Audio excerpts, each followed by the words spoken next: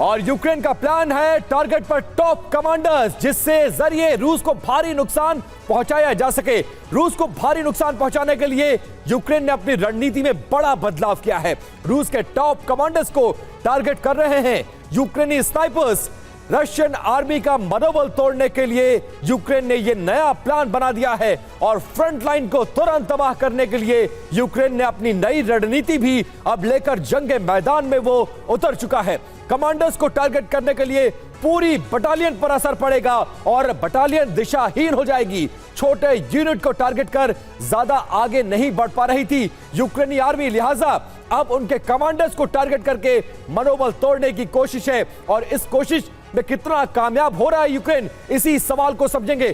Thapar sir, ये Ukraine की रणनीति जमीन पर कितनी कारगर होगी? क्या आपको लगता है इसके जरिए जो अब तक नहीं कर पाया वो क्या बैटलफील्ड में वो करने की क्षमता रख पाएगा यूक्रेन?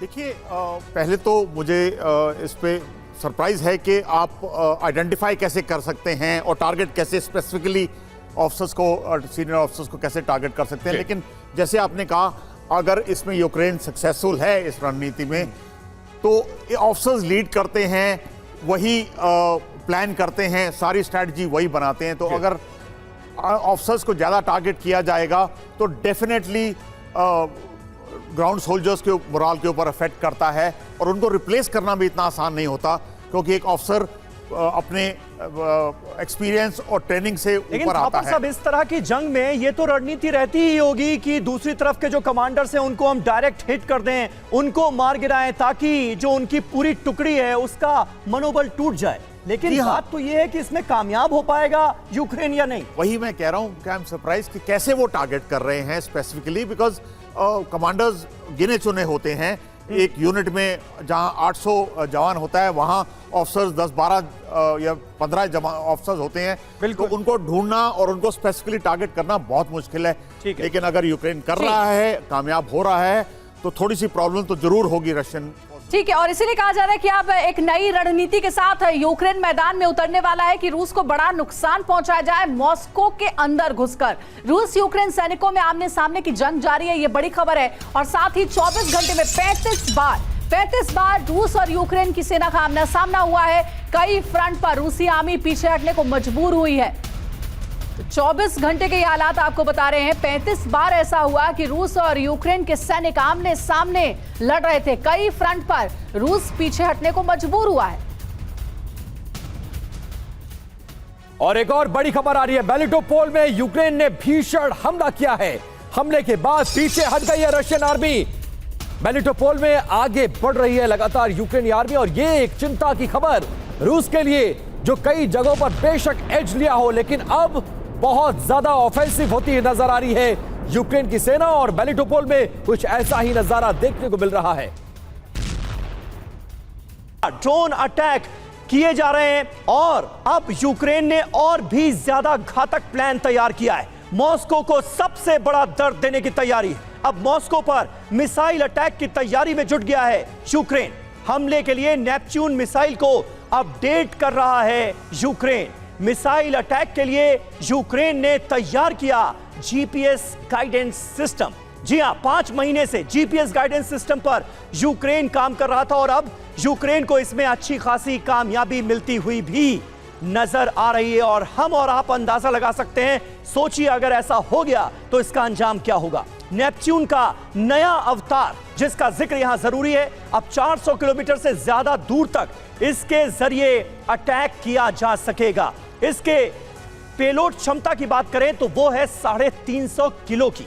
जी हां, जीपीएस गाइडेंस सिस्टम से ये पूरी तरह से लैस है और टारगेट मिस हुआ तो हमला नहीं करता है। ये नेपच्यून मिसाइल की अपने आप में बहुत बड़ी खासियत है। और अब इस मिसाइल से तगड़े हमले का डर रूस को सता रहा होगा इस खबर के सामने आने के बाद। सिंह साहब, क्या ये जो तमाम जानकारियां सामने आ रही हैं बहुत बड़ी और चिंताजनक खबर है रशिया के लिए, व्लादिमीर पुतिन के लिए? क्या ये मुमकिन नजर आ रहा है? क्योंकि तैयारियां तो यूक्रेन की तरफ से जबरदस्त हैं। बिल्कुल, ये जो आप बता रहे हैं रवि, ये तैयारियां जो हैं ये रशिया के लिए सच में गंभीर समस्या खड़ी कर सकते हैं। बिकॉज अब इनका टारगेट जो है, जैसे रशिया हमेशा कीव पर हमला करता है, तो ये भी सेंटर ऑफ ग्रेविटी मॉस्को पर हमला करने की तैयारी है। बात जो अभी थापर साहब ने कही कि मनोबल तोड़ने के लिए ऐसे हमले किए जाते हैं, और ये बिल्कुल हो सकता है जब आप बिल्कुल सेंटर ऑफ ग्रेविटी जहाँ सारी ताकत बैठी है वहाँ अटैक करते हैं तो आसपास सभी फौजों का मनोबल गिरता है कि अगर वो सुरक्षित नहीं है तो हम भी सुरक्षित नहीं है। तो ये जो है रशिया को देखना पड़ेगा कि सुरक्षा कैसी बढ़ाए। मैं फिर से वही बात पर आता हूँ जो मैंने शुरू में कही थी, जब पोलैंड के रास्ते से ये सारे हथियार आ रहे थे या और भी किसी रास्ते से आते तो रशिया ने उनको रास्ते में रोक कर नष्ट करके एक बड़ा अपना नुकसान कर लिया ना करके।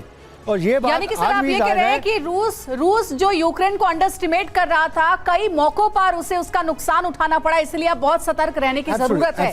यूक्रेनी पायलटों की होगी F-16 ट्रेनिंग, ये बड़ी खबर मिल रही है। कहा यह जा रहा है कि यूक्रेनी पायलट्स को ये ट्रेनिंग दी जाएगी और साथ ही रोमानिया नीदरलैंड में ये ट्रेनिंग होगी। ट्रेनिंग के लिए जल्द रोमानिया नीदरलैंड जाएंगे यूक्रेन के पायलट। तो देखिए इस तरीके की ट्रेनिंग लगातार मिल रही है। अमेरिका ने भी इससे पहले यूक्रेन के सैनिकों को ट्रेनिंग दी थी। अब एक नई जानकारी है कि रोमानिया और नीदरलैंड में यूक्रेन के कई पायलट्स को ट्रेनिंग दी जाएगी। और तस्वीरें भी आपको दिखा रहे, देखिए ये यूक्रेन के पायलट्स हैं जो कि पहुंचे हैं रोमानिया नीदरलैंड में ट्रेनिंग के लिए। संजय सोई सर, जिस तरीके की ट्रेनिंग पायलट्स को दी जा रही है, जो हथियारें मुहैया हो रही हैं और साथ ही जो खबर आई है कि रूस के टॉप कमांडर्स अब यूक्रेन के टारगेट पर हैं, क्या लग रहा है यूक्रेन कुछ बड़ा करने वाला है रूस के खिलाफ? नहीं, बिल्कुल। आप देखिए कि जिस प्रकार से भी एक्शन हो रहे हैं और यूक्रेन के ऊपर काफ़ी प्रेशर भी डाला हुआ था अमेरिका ने और नेटो कंट्रीज ने कि आप कुछ करो। उनकी स्ट्रेटजी के ऊपर भी सवाल उठाए थे कि आप फैला के चल रहे हो, कोई पॉइंटेड अटैक नहीं कर रहे हो। अभी आप देखिए 6 हमले ड्रोन के द्वारा, इतने एयरक्राफ्ट डिस्ट्रॉय कर रहे हैं। अभी लेटेस्ट रिपोर्ट जैसे बता रहे हैं 24 जहाज डिस्ट्रॉय करना, रशिया की इमरजेंसी मीटिंग होना, यानी कि अभी धीरे धीरे जो काउंटर ऑफेंसिव ठंडा पड़ा हुआ था कहीं ना कहीं उसके ऊपर ये लोग प्रेशर डाल रहे हैं। और नेटो कंट्रीज और अमेरिका लगातार ट्रेनिंग दे रहे हैं। अभी 10 लेपर्ड टैंक दिए उन्होंने, फाइटर्स की ट्रेनिंग हो रही है क्योंकि यूक्रेन के पास भी एक सप्लाई लिमिटेड है।